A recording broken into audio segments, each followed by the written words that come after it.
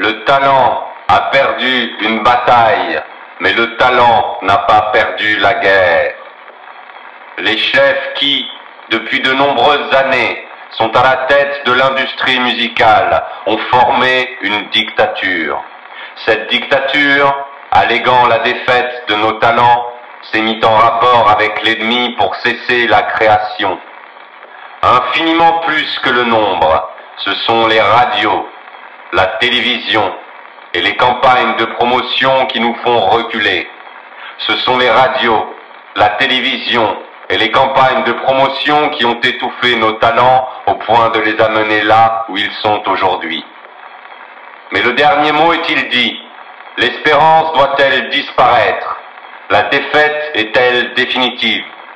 Non. Croyez-nous, nous qui vous parlons en connaissance de cause, et vous disons que rien n'est perdu pour les talents musicaux. Les moyens qui nous ont vaincus peuvent faire venir un jour la victoire, car les talents français ne sont pas seuls. Ils ne sont pas seuls. Ils ne sont pas seuls. Ils ont un vaste empire derrière eux.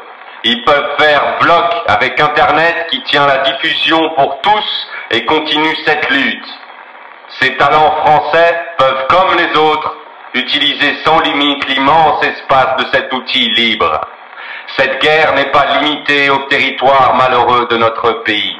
Cette guerre n'est pas tranchée par la bataille de France. Cette guerre est une guerre mondiale.